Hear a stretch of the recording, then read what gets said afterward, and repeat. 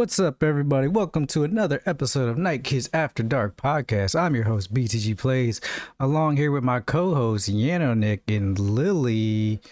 What's up, you guys? Splendid day. Ready for a nap at 8. Splendid night. No, I got like real tired too. I was like, what the heck? I was like, no, wake up. Then I was like, I got G-Fuel. I'll be up all night. Fuel Rager. The rain tends to do that. Oh yeah, it has been raining just all lay day. around. I don't have nothing to do. Cook dinner. I'll be fine. And then my brain's like, podcast. Like, oh shit, that's right. As a gamer, how do you decide what you're gonna cook for dinner? Do you just be like, what's quick, or you already plan it out ahead in advance? Ooh. A little bit of both. Yeah, it depends. It depends on what's going on. True. If I see a dope recipe I want to try, I'm playing for it. Right. And if the brand whatever's in new the game freezer that that just day, came out and I'm running short on time, it's a hot pocket. Yo. Oh, there was some in the freezer. I could have just went with that. Dang it. No, That little meat lover joint is hidden. Yeah. Wait, what? They got a meat lover's hot pocket? They got everything. Dang. They even got a vegan one. No, I'm kidding. No, they don't, guys. Sorry. I lied. Not yet. Not yet. Just Not lean pockets. yet. All right, well, tonight we're going to be talking about some pretty crazy stuff. Marvel should drop the trailer for a new game. We talked Another about one? Yeah, we're going to take a look. That's actually going to be the first thing we'll take a look at. But yeah, there's that. Thank God somebody's gotten away from the Embracer group, and a lot. We got eight stories. We're going to roll right on through them. But yeah, that's really it. So I'm just going to go ahead and finish the intro and let's get started with the show. We're always looking for ways to engage our listeners, so we'd love to hear from you. What topics you would like us to cover on the podcast? What games do you want to hear more about? If you have any questions or suggestions, please feel free to leave comments on our social media, on the podcast services. It really helps for sure. But remember, this is Night Kids After Dark podcast, where gamers discuss gamer things every Thursday at 8:30 p.m. Eastern right here on twitch.tv/Team Night Kids. If you don't want to watch live, you can always watch later on youtube.com/@Team Night Kids, or you can listen on podcast services by searching the 4 words Night Kids After Dark.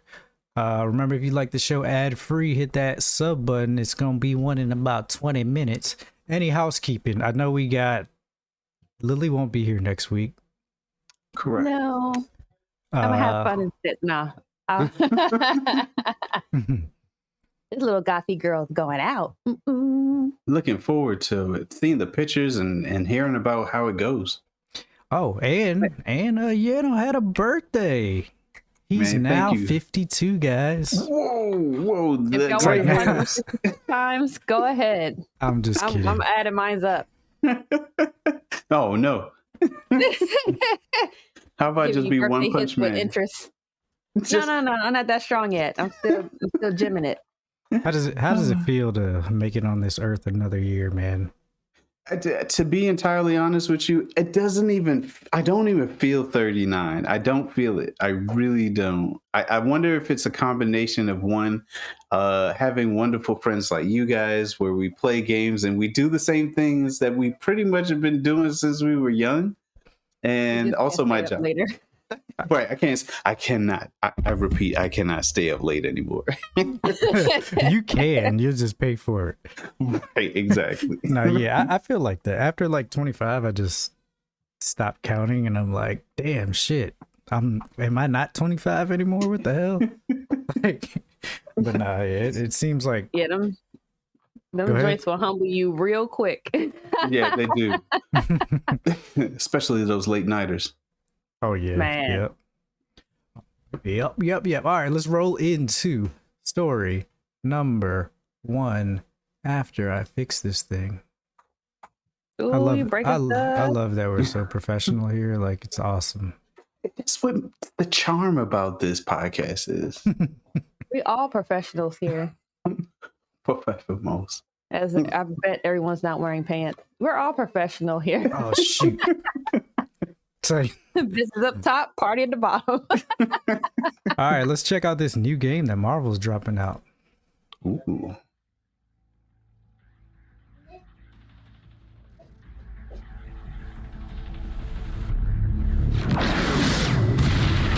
You'll need a top-notch team to win this one. Look at me. Pick your hero. Get ready. Go! By the Vishanti, Strange is here. I'm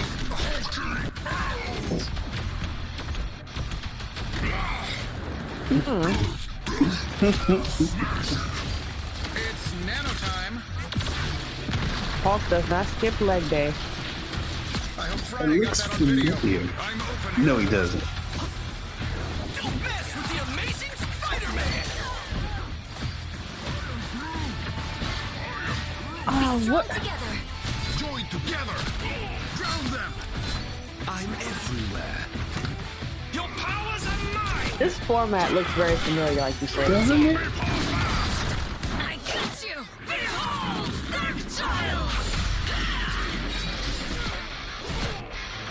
Oh, that was cool. Hey, mind if I join you, pal?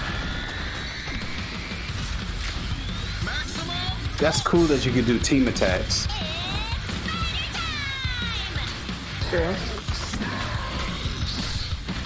By the eye of Agamotto. Straight for the movie. Ready to put on a show. Charge. Spider Swing. You're the winner. Next team. What? I didn't even notice You're that the the first winner. time I watched it. A female Galactus. Yup. That was a skin from Marvel Snap, if I'm not correct. Oh, This has yeah. Actually, I potential. think you're right. Oh, So for our the audio, beta is coming out. yeah, for our audio listeners, we just watched a trailer for Marvel's new game by NetEase. It is called Marvel Rivals. So Marvel's dropping a new 6v6 hero shooter. It kind of looks like, people were saying Overwatch. I think it looks more like Smite. It looks Mhm. okay.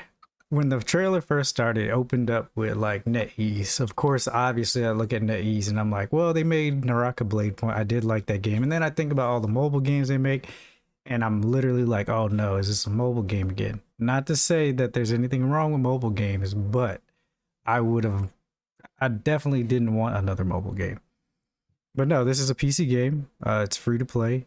They start doing the animated cartoon style like League of Legends did, and I'm like, all right, well, is this going to be like a MOBA? And then you get into the gameplay, and it looks fantastic. It does. It looks really good. Like you got the art style, you see like their attacks, like there's destructible. The map is destructible. Environments, yep. Yeah, it looks really good. I want to throw a bridge at somebody. A bridge. Come on now, too soon.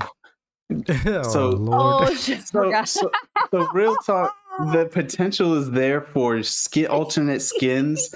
We see that one, there's so many characters that could be incorporated. The fact that BTG pointed out that this game looks more so like Smite. Also, Jay Leo pointed out Paladins as well. So it's a third person type 6-on-6. It reminds me of Overwatch, but then at the same time, it's the objectives are still the same. They're going to be objective based, but I like the fact that the environment can be destroyed. So That's what draws me in. So is that what they said? Like it's gonna be objective based? Well, based off of what we saw, it looks like there's going to be objective points of interest in things. Capture the Gotcha. flag. I like the art style like of everybody. Like you see Spider-Man, it's definitely like, oh dang, he's moving like Spider-Man. Hulk smash for like god dog. He jumps into the air and knocks somebody out. Like it looks legit. But yeah, their 6v6 hero shooter starring iconic comic book heroes and villains will host its first playtest in May. And those interested in putting Marvel's take on Overwatch through its paces can now sign up for a chance to play. The playtest will be on PC, and players will have access to more than a dozen characters to choose from, including Black Panther, Spider-Man, Magneto, and Scarlet Witch.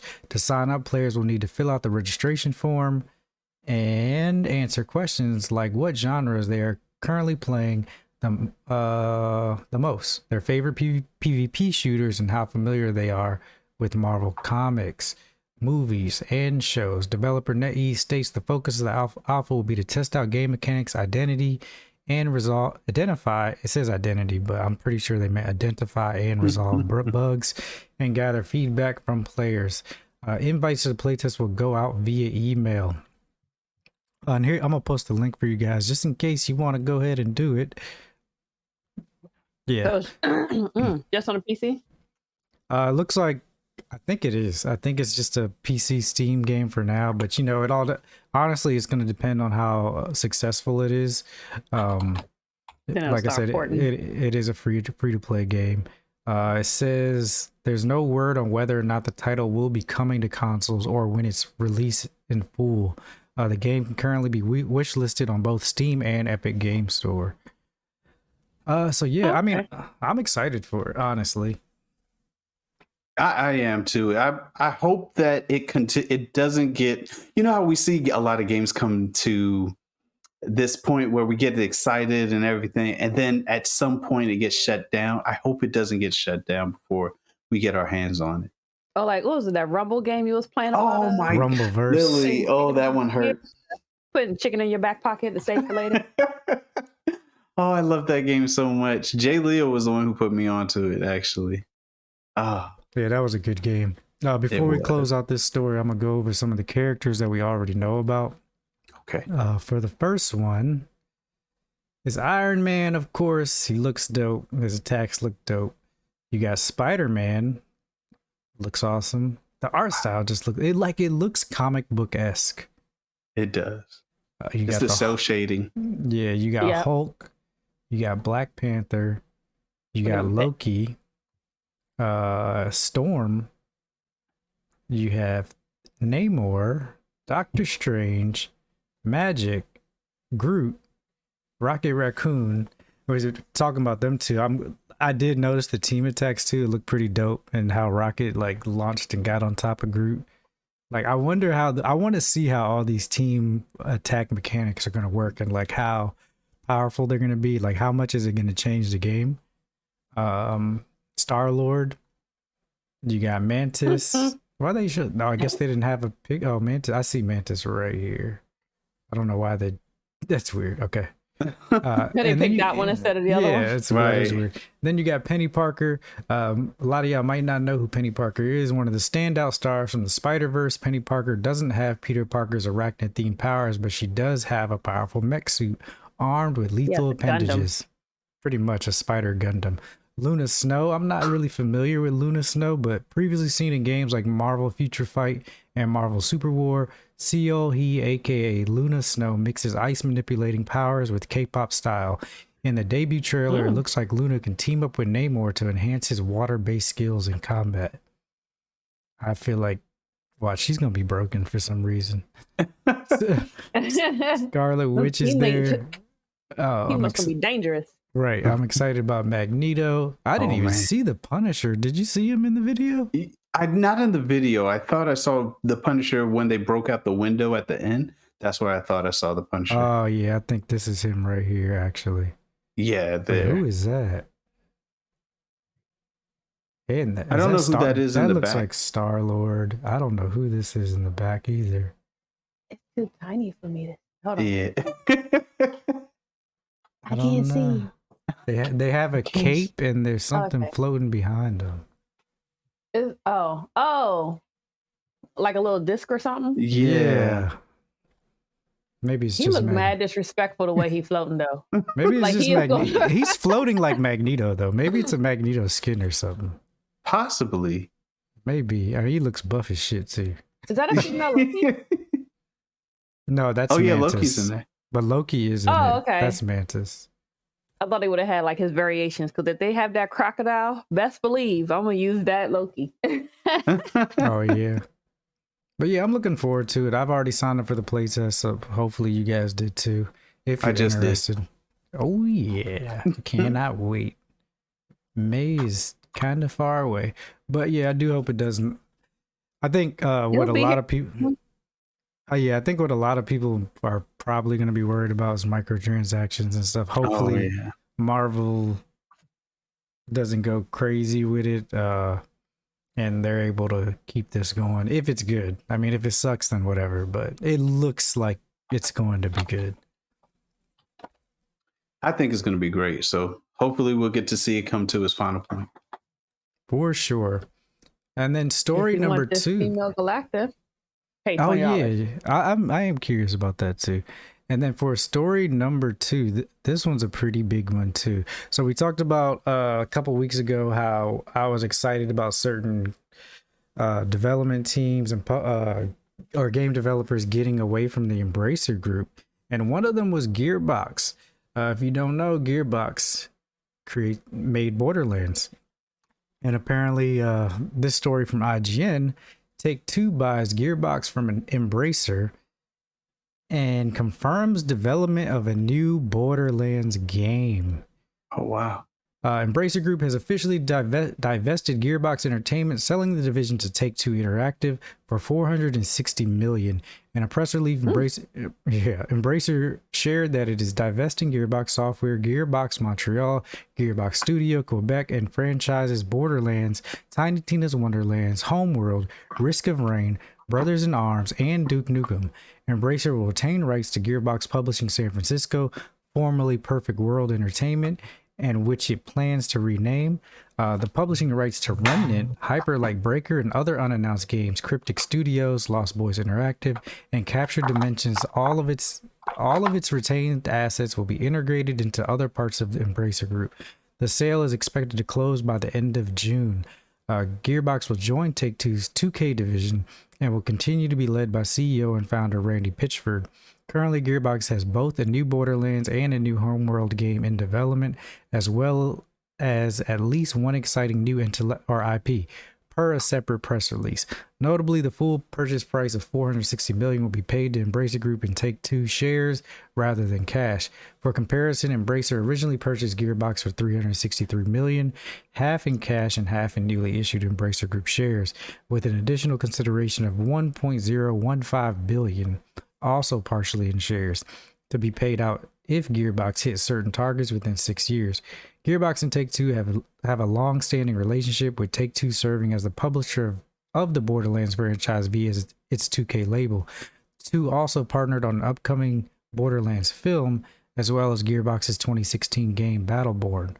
Embracer Group has been gradually shedding a number of its mini studios after a multi-year acquisition spree fell apart last year. Most recently, it divested Saber Interactive and has made numerous cuts, such as closure of Saints Row developer Volition, the cancellation of unannounced Deus Ex game, and layoffs of over 900 staff, with more expected in the future. Yikes. Ooh. Yeah, well, at least out of this, we got something back from Embracer Group. I feel like their name is like some evil corporation at this point. It feels like it, doesn't it? It really does. Like Shinra. Like they're out to do bad. Shinra. All the life energy out of the earth. But that goes back to the bigger thing. They were looking to make a profit off of these companies, but without really thinking or having a plan, and it ended up costing a lot of people, one, their jobs, and two, a lot of these titles. It's really unfortunate. Yeah, I'm it just waiting sucks. for Borderlands 4. Oh, I mean, yeah, I do. I'm excited about another Borderlands, but definitely if they're coming back with it, it does need to innovate a little bit and do something to really make people stay with it. Like Borderland is always pretty decent, but I think they miss the mark when it comes to like being able to stick around. Like it's usually around like for a little bit. replayability. Yeah, that's the word. Like, yeah, the replayability. Like after you get through it and you're pretty much done, right? Like you're just, I don't even want to mess with it anymore. It's still good, but I do hope they do something that gives it more replayability and longevity. And I hope it's, I don't want to say they go the live service route. Oh, They might. But we'll see what they figure out for sure. All right. Next news story. Oh, this is another kind of depressing one. Sega is selling Relic Entertainment and cutting 240 jobs in Europe.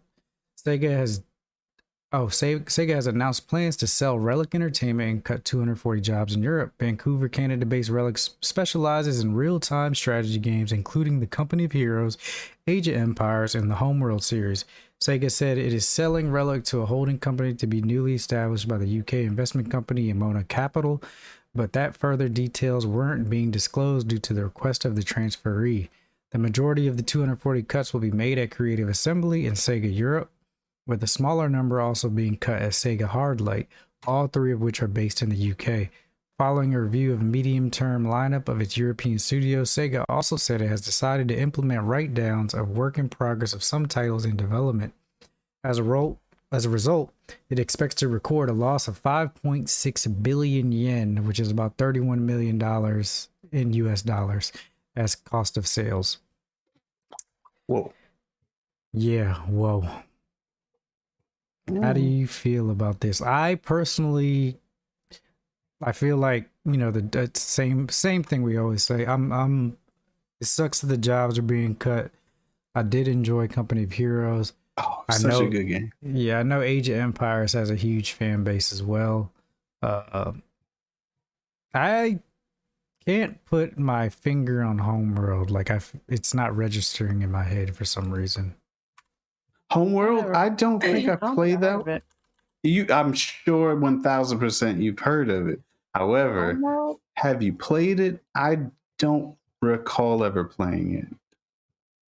It's a very old title. However, Warhammer, we all are familiar with, and they also created the Warhammer games, and they were actually really good. Yeah, the most recent ones were really good. I have that sitting in my Steam account, just collecting digital dust. Digital dust. Ew. Digital dust. It's just sitting there, just like, play me. I'm like, sure. Well, speaking of digital dust, you'll probably end up having a lot more. Because it looks like GameStop faces unsustainable sales decline, cuts jobs, and controls costs. This whole section is about loss of jobs. Oh, man. Video game retailer GameStop said on Tuesday it had cut an unspecified number of jobs to reduce costs and reported low fourth quarter revenue amid rising competition from e-commerce firms and weak consumer spending in an uncertain economy. An increasing mix of digital downloads is hurting physical retail, and there is simply no reason to go to the store if a consumer can just order a game, download it immediately, and let it collect dust. It doesn't say that last part, but Wedbush Securities analyst Michael Patcher said, revenues are highly unlikely to rebound unless management figures out a way to drive store traffic. So in short, because a lot of this, the rest of this is numbers. So in short, it's pretty much, you know, GameStop is in trouble. Like, even with they're in trouble again. Yeah. Even with them cutting jobs, the plan they have right now is still not sustainable. Like, what I don't understand is they knew this from way back, but if the challenge is innovative, why not hire a team's focus specifically on driving in-store traffic? I don't believe that it needs to necessarily just be a trading store anymore, or just a game. If they drew in people to their store to talk about games, play games together, or just that word of mouth kind of concept. Where is that? Word of mouth we have for that is don't trade in your games, because you'll have 30 games and GameStop will give you $2.50 for all that shit. But we're not trading. Let's move away from that, because we know where that is. People are buying digital. So So Jay Leo says the convenience of buying a game is digitally is too strong, and I mean I agree with that, but and I agree with them innovating, and I'm kind of curious. Like none of us are professionals in trying to get people to come to your stores, but what ideas do you think would help? Because I don't even know what would make me go to the store. In-game Inflatable tournaments. flailing Wait, what? Inflatable flailing I would say in-game tournament, in-store tournaments, having I guess meet your favorite developers in your local GameStop in your local area. Have those developers come to the store and answer questions locally or live. I don't know. I don't have the answers, but there are ideas, and there's no really wrong or bad ideas, in my personal opinion. GameStop has the ability to do these things. Jay Leo says midnight release parties like they used to. That would be great, even in the digital era. Do you think so? I think so. Reason being, let's say, for example, Grand Theft Auto 6 comes out, right? Some people who didn't pre-order the game early, but have to wait for the game to come out, they could have it downloading at home, but be in the store hanging out and talking with other people, other like-minded gamers who are interested or invested in the same game. Then you can go home with these same people's and friend miss codes. the actual launch when all my friends are on at midnight. Well, here's the thing. Here's the thing. You have there are going to be people who show up. BTG sounds like they wouldn't be one of them. But if you have the opportunity to grow, let's say, for example, you're a local streamer, you go to the midnight launch and you meet other like-minded people and you build that community, that network. That's real. That's actually an opportunity there. Maybe someone like you or I may not take advantage of that, but it's a location, a safe location. Well, some safe locations I wouldn't recommend. I wouldn't recommend my GameStop, but anyways. I feel like run me your collector's edition. Oh no! I feel like if maybe if GameStop had talked to let's say they talked to the big three, right? Big Three's still making physical, and let's say Big Three. I don't know if they would still want to push physical or anything. But why hasn't it there been any talks and been you know what? If you guys want to push physical sales, why don't we do it where if you come get a physical copy, I don't want to say early access, but you get early access. And the digital one launches at midnight, but early access comes to physical sales. Give us a reason to want to get a physical copy. Because if that's the case, then yeah, I'd be like, all right, well, you know what? I can play 4 hours earlier. Oh, all right. Let me go get this physical copy. Exactly. They barely open early enough. But right. I know Shinra, he actually pre-ordered his Final Fantasy copy from GameStop, and he got the little silver case, something that's actually really collectible, cool. They used to do it, but now it's oh, you get a T-shirt or a hat. I seen that once. I said, no, let me go ahead and pre-order on PlayStation. I forgot what game it was. But I was a T-shirt and a hat? Nah, I'm good. Make it more worthwhile, especially for those who are super duper collectors. Like that Sephiroth, I want it so bad. Something more tangible, especially for the collectors. Yeah. They just need to give us a reason to actually come to the store and want to buy a physical copy. I mean, it also doesn't help that the digital versions of the consoles are cheaper. So I don't know what the numbers are on how many people have digital versions of PlayStations or Xboxes. But I'm actually going to think that more people probably have digital version only consoles just because it's cheaper. Just because if they of was that able to cop it. When it first dropped, he was like, man, let me get it. And then it's nope, sorry, disc only. I'm well, there's extra money to have PS5. See, that's the proof in the pudding. The digital versions were sold out before the disc versions. Yeah. So. Hi, GameStop. I have a disc cop PS5. Do something dope. maybe another, what is it called? GME stocks will help them out again. Oh yeah, yeah. Hey, Maybe maybe those stop. Who was? I forgot what the group is called. God, dog. Nah, Wall Street Bets, I believe. Wall Street. Maybe it was Wall Street something. But yeah, get back to work, guys. You guys can go ahead and get GameStop back on top. I'm still not gonna shop there, but They took too much of your money already. Yo, for real, that's therapy on its own. right. All right, let's move on to the next story. This story still kind of touches into the same stuff. But this comes from PC Gamer. Phil Spencer blames capitalism for games industry woes. He says, I don't get the luxury of not having to run a profitable growing business. After a lot of wrangling with regulators, Microsoft recently spent $69 billion to acquire Activision Blizzard, after which it almost immediately cut 1,900 jobs across its gaming business. Not great news for anyone, unless perhaps you own Microsoft stock. In an interview with Polygon about the driving forces behind layoffs at Microsoft and across the industry, Xbox Phil Spencer pointed the finger at, well, really just capitalism in general. The problem, according to Spencer, is a lack of growth across the video game industry as a whole. When we have an industry that is projected to be smaller next year in terms of players and dollars, and you get a lot of publicly traded companies that are in the industry that have to show their investors growth, because why else does somebody own a share of someone's stock if it's not going to grow? The side of business that then gets scrutinized is the cost side, Spencer said, because if you're not going to grow the revenue side, then the cost side becomes challenged. If you can't grow by making more money, in other words, then you can grow in terms of profits, share price, EBITDA, and also, and all those other metrics that Wall Street types care about.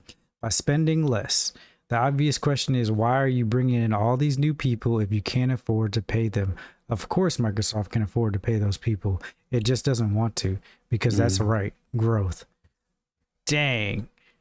Phil Spencer says, I don't get the luxury of not having to run a profitable growing business inside Microsoft, Spencer said, but just across the industry, sitting here at GDC, I reflect on friends of mine in the industry. Go ahead. That have been displaced and lost their jobs, and how I don't want the industry to be a place where people can't with confidence build a career. So that's why I keep pivoting back to, how does the industry get back to growth? For us at Xbox or any of the teams that are out there, it is really an outcome of an industry that's not growing. It can grow and it will grow again, but you see this time right now, and the implications have human impact, and we should all reflect on that and think about it. There's a clear aspect of don't hate the player in all of this, but he's not wrong. So this is interesting, because we talked about this and kind of had the same thoughts, like, why did these companies hire all these people in a time where growth was so high, like at an all-time high, and now they got to get rid of these people? Shareholders. Like, thanks for stopping by. See ya. It does feel as though they saw the growth. They took advantage. We just talked about this. They took it. They jumped on it, and without really having a solid long-term plan for the new people coming on board. They just were riding, quote unquote, the wave, and unfortunately, here we are at I won't say that the industry is dying. It's definitely not that, because it's like you said, they were buying this. If you own stocks, you are doing quite well in a lot of these industries, especially if you own Nvidia, Microsoft, and a lot of the other high companies. But the point is that not GameStop though. Not GameStop, not at this time. But the gaming world or gaming industry is not dying. It's just I believe it's at a stagnated point, or what's the word? It's consolidating. So it's in a correction. Yeah. Correction. We did mention that. Yeah, it's in a correction. It sucks that the correction, like Phil Spencer said, is, it's hurting humans. Like, people are being hurt by this correction. Big time. I wish they would have found another way to do it, but I don't know. Ugh. Soon, Business sucks. I believe soon, before the end of 2024, we will see what's going to happen to the gaming industry over the next 3 to 5 years. I see we'll have a solid answer as to what is going to be happening in the next. Man, we'll still be in a 3 to nursing home playing games. 5. Me, yeah, we will be. We'll be cussing out everything. God dang it. Why won't this bitch jump? I think it's more about the newer generation, like that's coming out, the ones that are playing games and buying games. Right now, they're having a hard time even living and making enough money to live on their own. So, like, Fair. games might be taking a back seat for them, and that's not good for the growth of video games. No. So the economy needs to get itself together. Something needs to Sorry, happen. guys. Something has to give. Something has to give. On to I'll our give next. the rest of my soul for some money. Oh God! All right, Have a little bit left. on to the next story. This also comes from PC Gamer. Some of the biggest names in indie games are teaming up to put on a no fluff showcase of new game announcements. Is this the trailer for them? Yes, but it's not a long trailer. Okay, well then I'll just read the story. The III initiative is streaming on April 10th with reveals from devs behind Terraria. Oh, I'd like that game. Slay the Spire, Dead Cells. I like that adorable. game too. Dead Cells DLC and more. French indie studio Evil Empire, which has spent the last 5 years working on expansions for roguelike sensations, Dead Cells, prides itself on being a III. What? Okay, III developer. Independent but still big enough to make world-class games. Ooh, I like that. III. Evil Empire likes the label so much, in fact, that it spent the past few months organizing a new showcase with some other indie superstars, including the developers of Slay the Empire, Darkest Dungeon, Vampire Survivors, and Terraria. The III initiative will be streaming on April 10th and will show off more than 30 games. We did collaborations with many indie studios. Evil Empire's marketing director Berenger Dupre told me in an interview at last week's Game Developers Conference it was cool experiencing taking those games and putting them into Dead Cells, but we were always wondering if there was a way to collaborate with our indie friends outside of games. When Evil Empire started getting ready to announce its next game, the team thought there was an opportunity for a showcase that sat somewhere between a AAA announcements of the Game Awards and the more niche events like, say, the Wholesome Direct. A few months later, they managed to bring together enough indie developers to fill a 45-minute event, back-to-back trailers, no hosts or sponsorships, no extra fluff.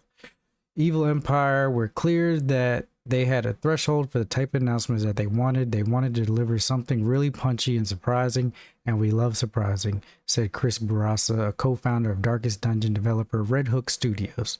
Barassa said that the Red Hook team hustled to get something ready to show for the April 10th event. Wow, this is funny. You were there? No, that's not me. Casey Yano, co-founder of Slay the Spire team, Mega Crit, said they were trying to decide how to announce their next game when the III initiative came up. It's been really great working with these guys, Yano added. I could have been kind of nonchalant, not very interesting, but it's going to be pretty hype, I think. So this will be on YouTube, streaming April 10th, 10 a.m. Pacific and 5 p.m. GMT on Twitch and other platforms as well. I am actually pretty excited to see this for sure. Yeah. There are a lot of studios on here that they, a And lot that's of on a indie developers. Wednesday. Yeah. But I think it's a turn in the right direction because we have the discussion all the time like, oh, is this a real indie? Like you got the indies that are backed up by AAA money, right? And we call them indie games because they look like indies. But really, are they indies? Like there's that in between, right? This III initiative is like, no, we're the real indies and we're doing a show for ourselves so you guys can see what we have. And I think that's cool. Yeah, I think that we're going to be able to see a lot of what's going to be coming out for the rest of the year and the future from this event, because it seems like it's going to be a yearly event going forward. So I'm looking forward to it. Definitely tune in. It's 45 minutes. They're gonna have world premieres, exclusive gameplay, demos, and drops. So I'm there just for the drops. Like, but no, for sure. Even the Gearbox indie studios are there. All right, cool. Ooh, okay, next story. This one comes from IGN. Let me pull it up for you guys so y'all can see it as well. All right, from IGN. This is so cool. First human patient to receive a Neuralink brain implant used it to stay up all night playing Civilization 6. It was worth it. I think is the best way to put it. It was awesome. This is by Anthony Wood. The first human recipient of the Neuralink brain implant shared new details on his recovery and experience of living with the experimental assistive tech, which has allowed him a greater level of freedom and autonomy, including the ability to pull an all-nighter playing Sid Meier's Civilization 6.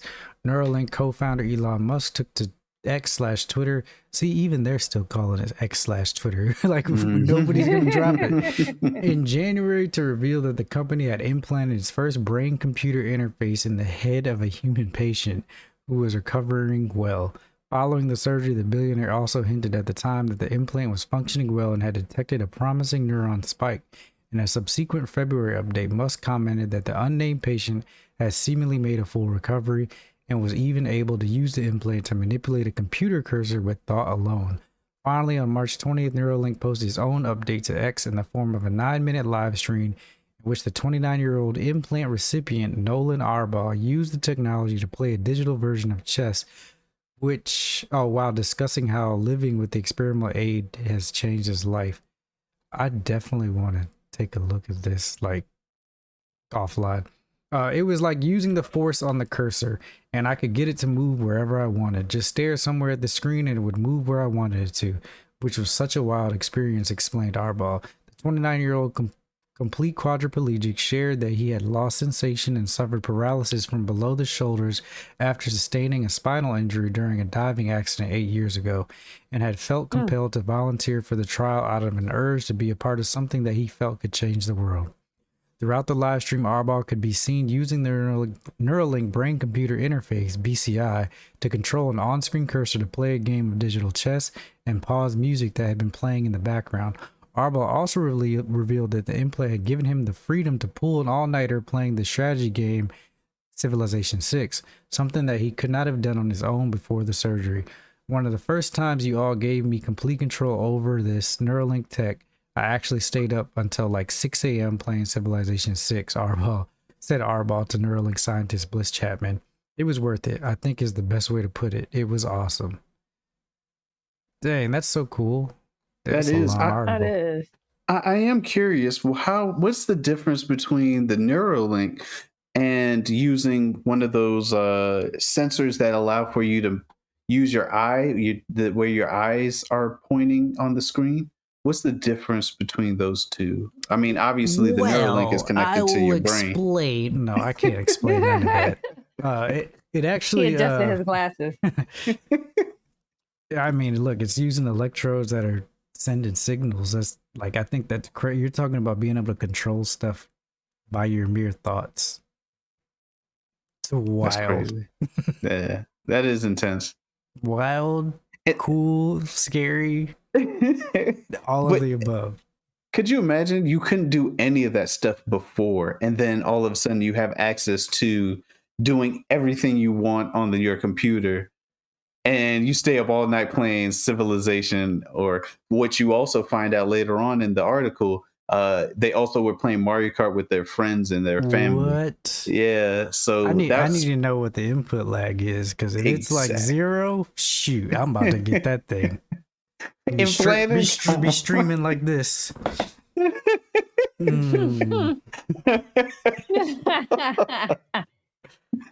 Oh, that's cool though. It's wild. It's so crazy that technology is getting to this point. I'm interested. Lily, would you be interested in getting a Neuralink if it became safer, or you saw the benefits of it in the workplace, I guess? Nah. I don't know. Nah. No. How about you, Some Beatrice? other people do it, and I'm like, okay, yeah. Would I get it? God, I don't know. I mean, I would want to get it, but would I do? I don't know. Like, it's one of the things. Like, if I can't take it back, that sucks, right? Yeah. And I'm sure you can't take it There's back no once it happens, refund. right? Yeah. What if that Like- joint stop being buggy? How do you update it? Oh man, no, y'all Right, play oh, Cyberpunk?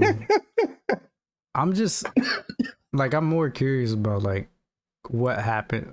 Like, I want to see what happens throughout the day. Like, how does it affect it? Like, if you sneeze and shit like that. Like, That joint just fly out.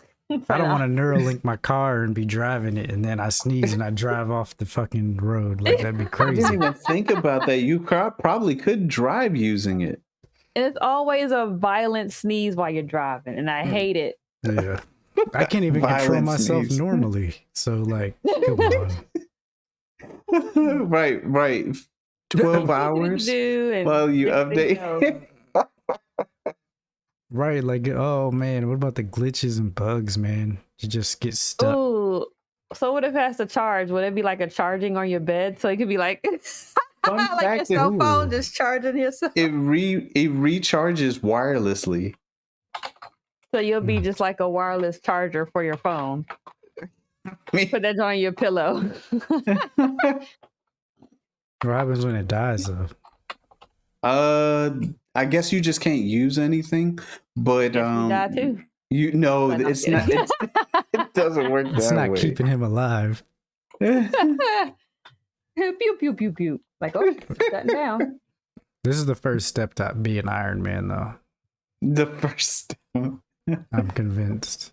I do feel as though people who are in that situation where they can't use any part of their body below their neck, obviously could benefit from something like this if that's something for they sure. really want.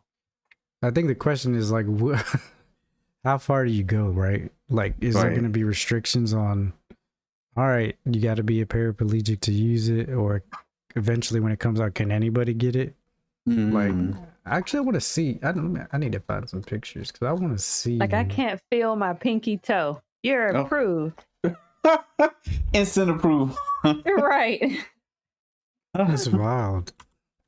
Does it like? Can you see it? Like oh, is that it right there? That I'm unsure. I don't know if you can actually see it on the outside. Is it like in I your imagine brain? it is connected to your. Is it your Oh, brain? wait. No, So it's are they going spinal. to give you a charging port instead of it? Like, just in case you can't do it wirelessly, you can just use the Ma'am. cord to plug it up. You were so excited about how it charges. It just popped in my head when I looked at my charging cable behind me. I was like, because it's right by my pillow. I get the Matrix vibes. No. So like, okay, so this is it, right? Oh, that's the charging This device? is the link, and it links through your phone. This is the actual Neuralink, the implant. Oh, Oh, okay.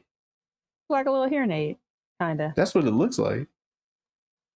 It looks wild. I still don't know where it goes though.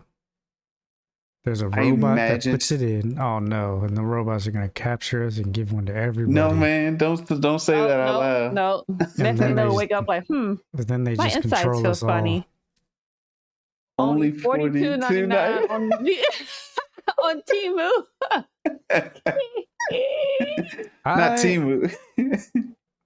I'm definitely interested in the technology for sure. I'm about to sign. Yeah, the I had signed up for the technology? patient registry. Yeah, let me sign Yano up. Wait a second. Hold on. I mean, No you're still thanks. young enough. I'm sure they're gonna cap at 60. Y'all keep coming for my aid.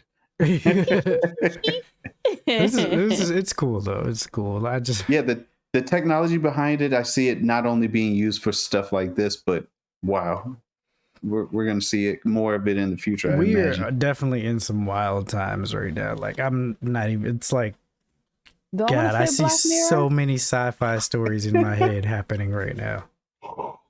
Okay, yeah, I want to say Black Mirror, like the episode where the dude was recording and rewinding with his eyeballs. He's trying to figure out his life. Oh wow, I have not seen Yeah, it it. was like he has an implant where it will replay his memories, and he actually, I think he deleted some because he was just so traumatized about something. It was something like that. I need to watch it again, to be honest. Deleted some memories. I don't know if I want to do that. I mean, I would. I'm like, Yeah, I guess I that don't would like be this bitch no more. Delete. That'd be So wild, here's the bro. thing about memories. Memories, even good or bad, they are part of what made you who you are today. So if you delete, let's say, something that you may think is insignificant, it alters you completely, and then you become, I don't know what, a supervillain or superhero, depending on who you are. Already there. Sounds dope to me. Delete. I be forgetting stuff anyway. I'm already. Yeah, he said being- I'd definitely delete the memory of seeing Avatar in theaters. I would delete That and Dragon Ball Z. Evolution. Yeah. Oh my gosh. Like, damn, this shit sucks. Boop. Delete. That was pretty bad films right there. Both of those were terrible. We was so excited for it. We didn't learn our lesson the What? first time. I knew that was going to be trash. Yeah, that thing looked. Yeah, well, it We was know better terrible. now. We're older. We were young and dumb. Nah, back then when I saw, I was like, was. that is not Goku. What the fuck? Oh yeah, well that part, yeah. And then Piccolo with no antenna. Yikes. Right. I'm sorry, we veered off. Go ahead. But I gave it a chance. It was the worst chance I could have given. So bad. So bad. Well, speaking of movies, I do hope that this movie is much, much better than Dragon Ball Evolution. And it's the Borderlands movie. Jack Black, this is from CBR. Jack Black describes Borderlands character as R-rated R2-D2. Following the theatrical debut of Kung Fu Panda 4, Golden Globe nominee Jack Black discussed his next big project this year in the form of Lionsgate's upcoming live-action movie. During a recent interview with GamesRadar, Black opened up about his experience playing the role of Claptrap in the live-action adaptation of Gearbox Software hit video game series, which he describes as R-rated R2-D2. He also expressed how he's loving being part of an ongoing video game renaissance or movie renaissance in Hollywood, following his remarkable voice performance in 2023 blockbuster The Super Mario Bros. Movie. I love the voice acting. I also love the video game, so it was fun to be able to voice that character, Black said. He's a cool, fun little turn and another opportunity to bring a great video game to the silver screen. We're kind of in the middle of a video game movie renaissance right now, and I'm stoked to be a part of it. In addition, Black also mentioned some of the popular video games he would like to see get a film adaptation. Can't believe they haven't already started making a movie of any of the Rockstar games, Grand Theft Auto, but especially Red Dead Redemption, he added. Those things are already like movies, you know. I guess that's the thing. Some video games are already halfway there to telling those kind of stories, and there are some movies that are like video games. Oh, yep. I'm still optimistic. Yeah, I am too. And because Jack Black did such a fantastic job in what's the name of that movie? Tropic Thunder. I enjoyed him so much. And Mario Brothers. And Mario Brothers Bowser. Oh man. And Nacho So- Libre. And I was gonna wake my And kids up. Nacho Libre. Oh yeah. Nacho. And the the Pick of outfit. Destiny. Oh, come on. Yo, definitely a fucking classic with that. I would I love want to listen to the album. it's so good. So It is. with all of that being said, I think that this film has the potential to do really well because it just takes one character to make a movie great for me. So I really can't wait to see it. Yeah, Jack Black's really carrying stuff right now, so I'm really hoping his back is strong, you know what I mean? We'll see. Wait, you said his back is strong? Yeah, so he can keep carrying these game movies. Yes, indeed. I hope so too. Jumanji was great as well with him. Oh in it. yeah, you know that's true. That is true. Good job, Jack Black.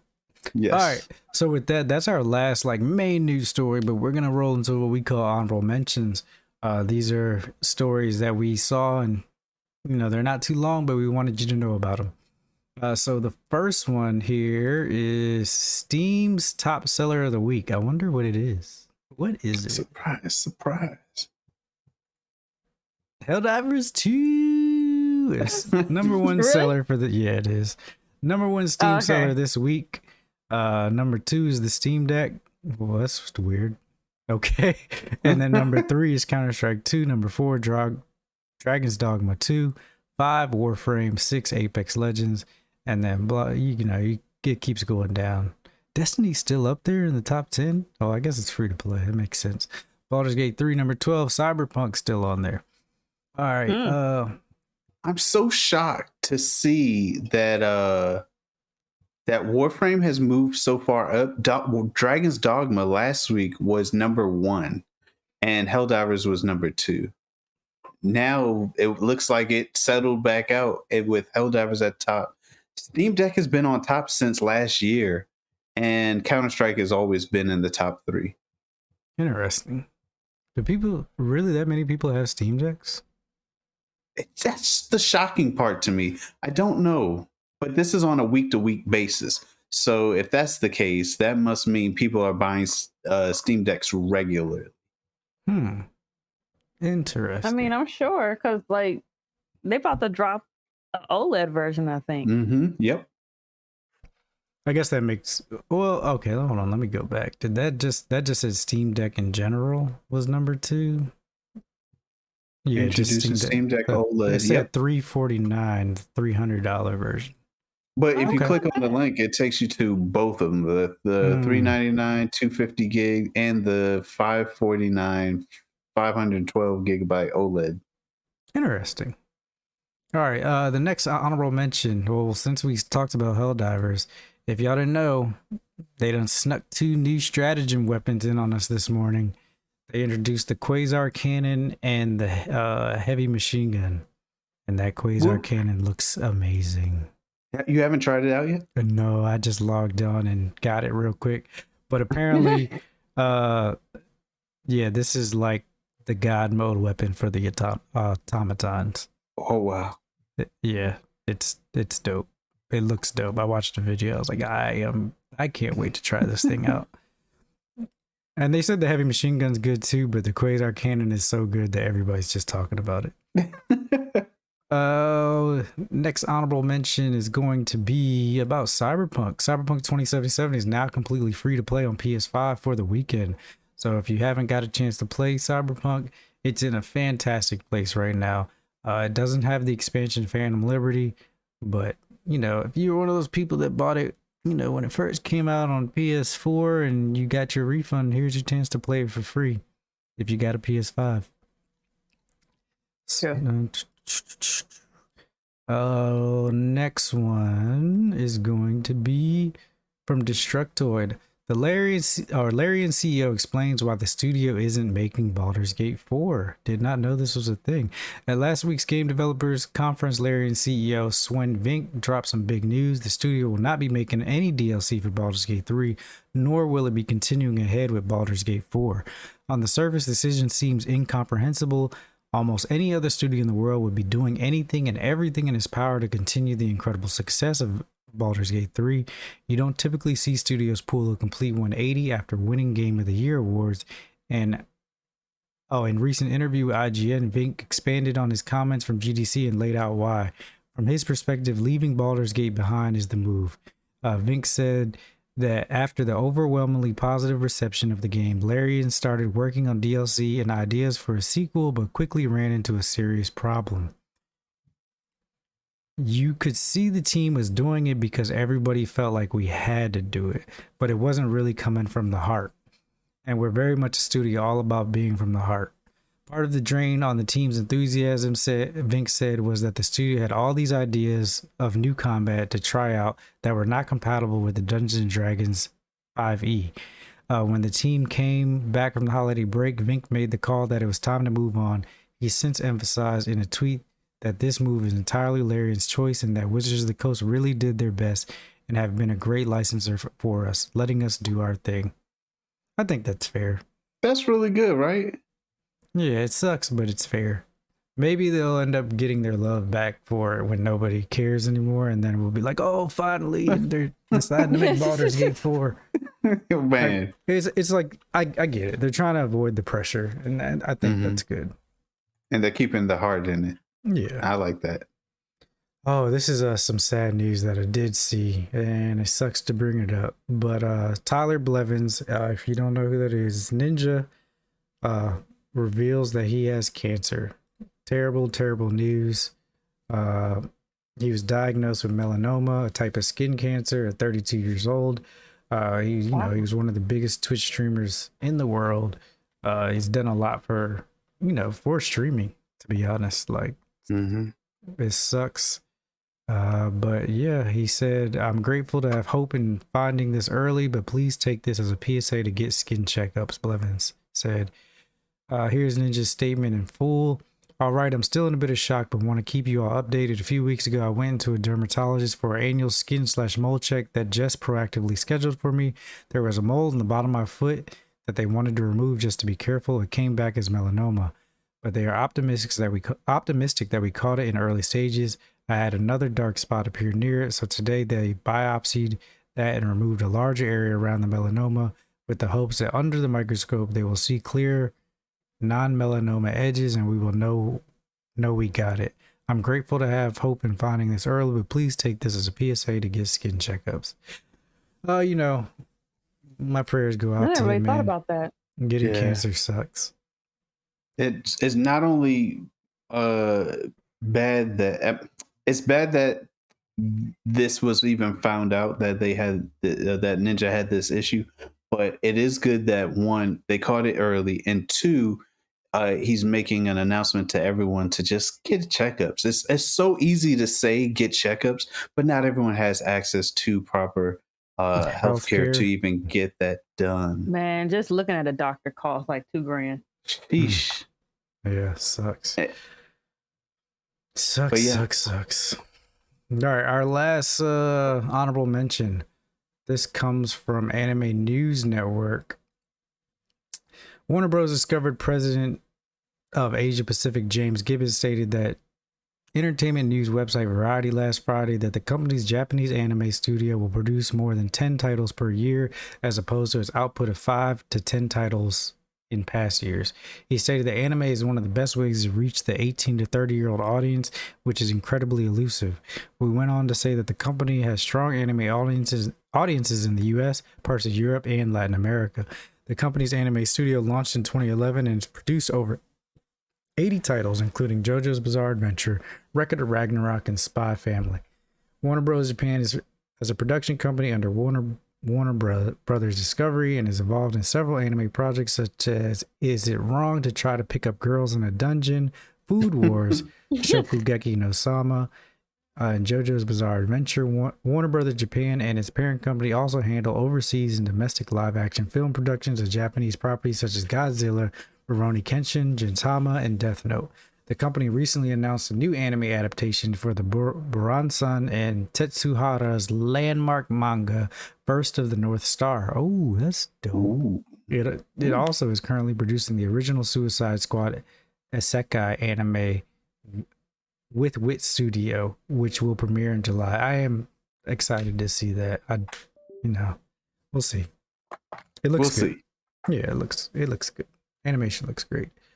And that is the end of our honorable mentions. With that, I'm gonna go into games coming out this week, and then we'll close the show out. All right. On March 25th, it came out Acolyte of Altar on PC, Bulwark, Falconeer Chronicles on PlayStation 5, Xbox Series X, S, and PC. That's out. Grandia HD Collection, PlayStation 4 and Xbox One. It came out. Planet Zoo Console Edition, PlayStation 5, Xbox Series X, S. That came out a couple days ago. South Park Snow Day, PlayStation 5, Xbox Series XS, Switch, and PC. Came out 2 days ago. Ghost Trick Phantom Detective is on Android. It came out today. Open Road, PlayStation 5, Xbox Series XS, PlayStation 4, Xbox One, Switch, and PC. That came out today. Outward is out on Switch today. Pepper Grinder is out on Switch and PC today. It's got an 8 so far. I've heard good things about this game. And then Madison on PlayStation VR 2 comes out tomorrow with a 7.25 already. Ooh. Ooh. Any titles you're looking forward to? Not really. I'm interested in Pepper Grinder just because I've heard good things about it. Actually, kinda. I'm not gonna get Planet Zoo Maybe if it's on Game Pass, like I kind of just wanted to try it out, but nothing I'm too like I gotta get right now. Lily? Nah, nothing really. Not heard before. Fun fact, Grandia HD collection. I used to love the Grandia series. I remember it came. It is. It's so good, and I was surprised that Lily didn't pop. Her ears didn't pop up on that one. But that one I'm interested. A little bit of it. A little bit. Give it another chance. Yeah. But and probably the South Park Snow Day. I would probably try that game out. Yeah, eventually. Eventually. Yeah, with that, there will not be an episode. Wait, is there gonna be an episode next week? Are you here next week? Lily is not here next week, right? Nope. I believe we'll be back. We could be back. What is it? The week of what is it? The 11th to come back on. What is it? The III indie event. We'll touch base on that. Oh yeah, because that's on the. Is that wait? You said that was on the Wednesday. I thought it was on April 10th. That's April 10th, and then the stream is on the 11th. Got you. Okay. Yeah. So we'll be back April 11th. Let's do that. Awesome. Okay. Perfect. If you guys want more content, where can they find you? Yeah. The way you sucked in breath, I thought you was gonna say something. I thought about it and I was like, you know what? Let me not get so excited because I might mess up. You can find me, Lily Masumi, over on Twitch at twitch.tv/Lily Masumi. Over on the Twitter at Lily Masumi as well. Which I actually got damn, I didn't even prepare myself to stream after this. But other than that, where can they find you, Yano? You can find me, Yano Nick, over at NK_Yano Nick at Twitter/X.com or over at Twitch.tv/Yano Nick. BTG, where can we find you? Hey, your mic muted? It is. You know where to find me. Thank you. You know where to find me. Right here, same place, same time, but just not next week, the week after. Hope everybody has a great Easter weekend for those who celebrate, and just have a great weekend overall. Remember, this has been my kids. Right. Remember, this has been Night Kids After Dark podcast, where gamers discuss gamer things every Thursday, 8:30 p.m. Eastern, right here on twitch.tv/Team Night Kids, except for next week. All right. See y'all later. Later. Bye.